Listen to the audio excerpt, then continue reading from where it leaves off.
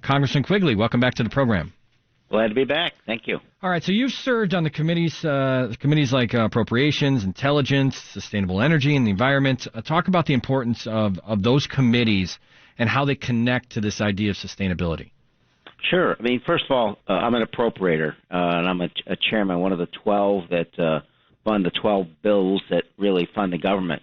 In the final analysis, a lot of this just takes money, addressing climate change and operating all of government in a sustainable way.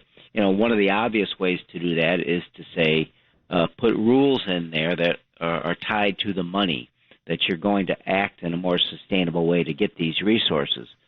But more obviously, some things just take funds. You need money to operate super funds. You need money for public transportation and other green infrastructure. You need money for restoration programs, projects that restore wetlands. What's less obvious, I think, for some folks are committees like the Intelligence Committee.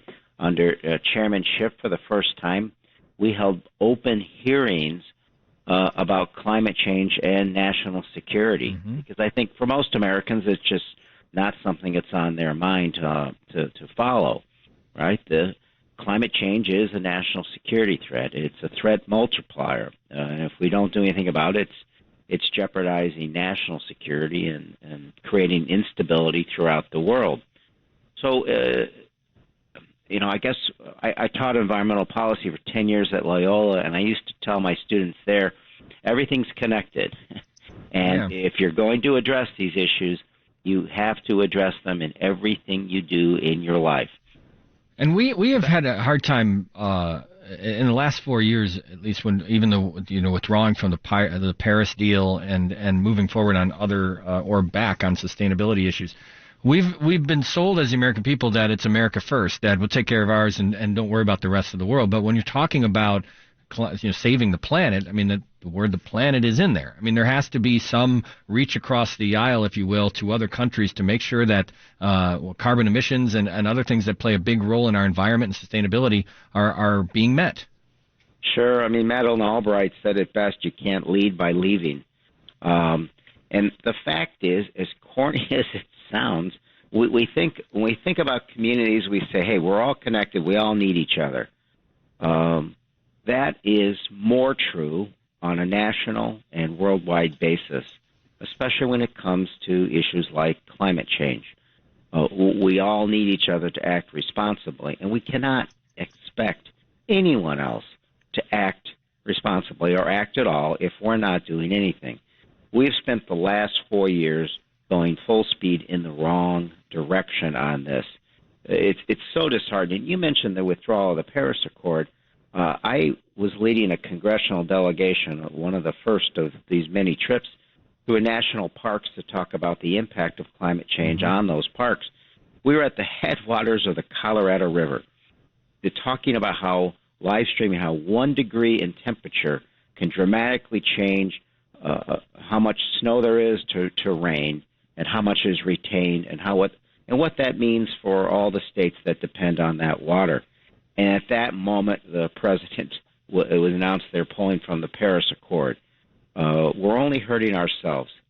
So much of this is an educational process to the American people to get past the myths and the lack of information that exists. There's this idea of transformation as well, and you co-sponsored the Green New Deal, which many moderate Democrats, including President-elect Biden, have tried to keep at arm's length. They've almost been attacked, at the same time praising aspects, but have been attacked for it.